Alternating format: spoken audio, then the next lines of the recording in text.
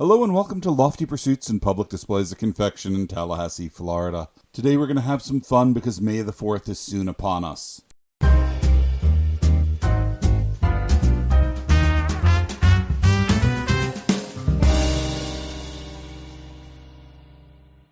While Jake is pouring the hot sugar, let me tell you something about Lofty Pursuits.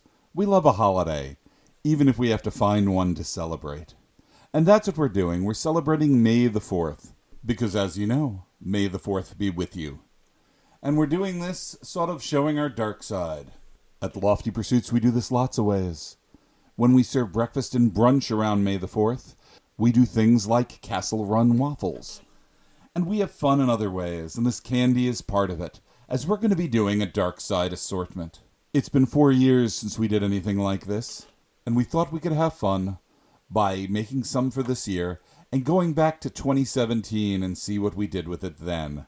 Wait for the reveal at the end. Of course, if you want to try this candy for yourself and have it in your home, you can order it on our website, www.pd.net. The first thing we have to do with our candy is to build our color palette, and we do this by pouring liquid food coloring into the hot sugar. Now, the liquid we're pouring it into is nothing but sugar. There's no water in it. But there's water in the food coloring, and when it hits the superheated sugar, it boils, and that gets off the water and turns it into steam. This is a huge advantage to us because the more water that's in the candy, the more sticky the candy can be, and we're trying to avoid that since we're making the most delicious hard candies. In this case, the flavor will be pear. We poured the hot sugar on this cooling table, and this cooling table is a very specific job that's pretty obvious from its name.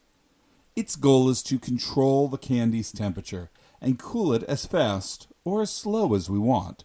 It's water-cooled, so we can actually speed up the cooling dramatically, and we want this candy in this particular case to be very cool. The cooler the candy, the less it'll blend once the artwork is assembled, and we need to keep the detail in this candy.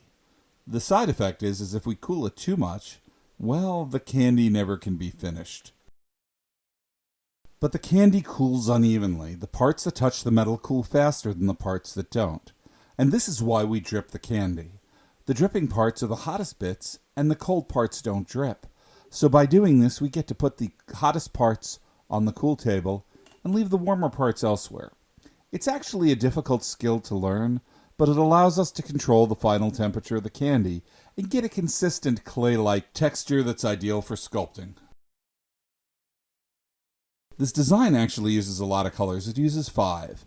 Black, opaque light green, transparent dark green, a pulled maroonish pink, and of course, the white background. Now the problem is I didn't make any white.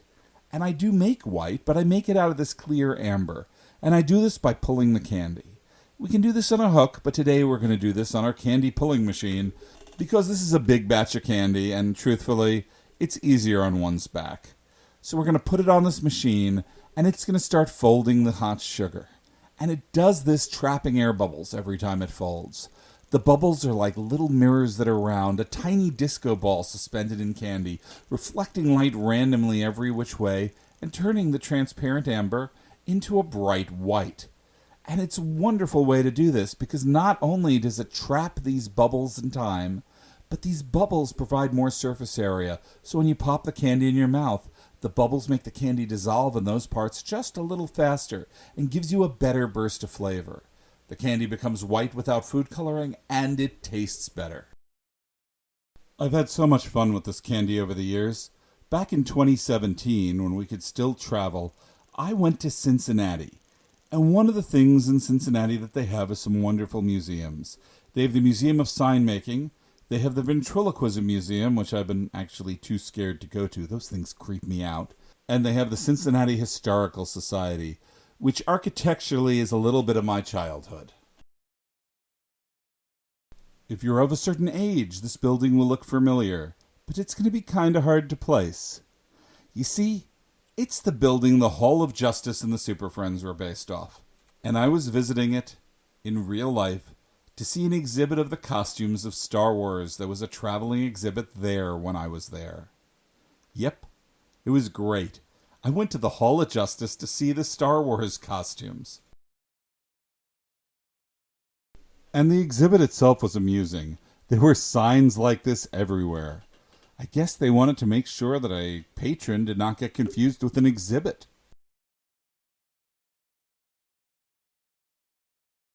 And there were things in this exhibit that I just found amazing. Most of them were things I never thought about, like this logo. This logo was made before the movie was even a movie, and I think that makes it kind of special. And yes, I had to shoot it as a pan. How else would you shoot it? Another thing I learned is how cheaply most of these costumes were made, especially in the early films. I mean, I guess it technically was a low-budget film in its own special way. I started to build this design with the eye slot, the black line where he sees out of, and then I have a pink line above it, and on either side of the vertical slot, I have other shapes that I'm building to form the entire helmet. Yeah, you probably know what I'm making already. So, I'm piecing them together at this point, but alignment is a big problem. I made one side of the face twice as big, and now I'm trimming it down and turning it around. I'm going to have some scraps, but I designed this so the scraps will produce really nice stripes for the outer wrap of the candy. Now this is going to vary a lot depending on which batch you get it from, because some batches, as we go along, we're not going to waste as much candy, and I guess if it's going in the outer stripe, we're not wasting any candy.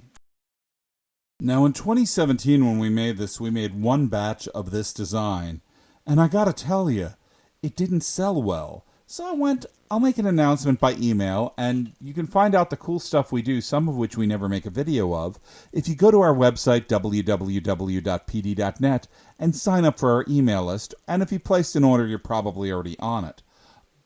So we sent a note out, and well, we hit the right chord. We sold more candy in a 24-hour period than we ever have before. I didn't really expect this. But that means we're not going to have a lot, and we're going to be making multiple batches, so the designs in handmade candy, as always, change a bit from batch to batch. We also decided to expand the assortment. In the first assortment, we had a Death Star, TIE Fighter, and a Stormtrooper helmet. But we don't know what we're going to do in each additional batch. But we know we're keeping it to the dark side to keep with the theme. So you're going to be surprised, but the flavors are going to be great, and the designs are all going to be unique. What I'm getting at is before this video was released, we'd already made 2 batches of each design and shipped them out. I really wanted to get this video out sooner, but heck, I had to make the candy. The best part of the exhibit may have happened after it was over. They had one of those signature books where you sign in when you leave a gallery, and I was about to sign in, and I noticed the entry above mine said, "You know, this exhibit would have been good, except there wasn't any Jar Jar Binks." And I flipped to the page before, and people were complaining, there must be a Jar Jar Binks conspiracy. There was no Jar Jar Binks here.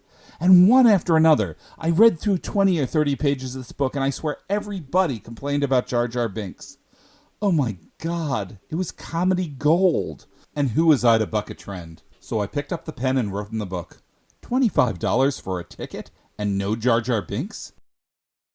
Now that the log of candy has been built and it's been pulled into logs, all we have to do is cut it into bite-sized pieces. You know, I think I was wrong. The best part wasn't the book. The best part was when I found a costume that was originally in the Star Wars Christmas special.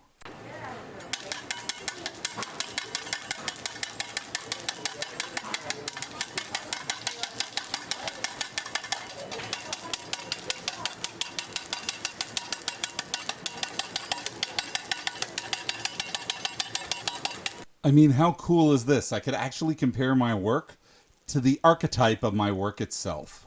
Honestly, it was so much fun to see the originals, and I'm old enough to have seen all the originals on opening night. So, it's been a long part of my life, and I think this sort of connects things circularly. My candy back into my childhood fun, back into my fandom fun. And just looking at the video, I realized all the duplicate copies, showing that I made clones of a single individual. And I guess that also brings us full circle. If you want to try this candy for yourself, you can go to www.pd.net and get notifications when we release a new video. You can also follow us on Facebook, Instagram, Twitter, and we have a podcast. And if you ever make it to Tallahassee, we'd love to see you. We're right off the Thomasville Road exit of I-10, easy to get to. We don't make candy all the time, but we make it a lot, and you might be lucky enough to catch us.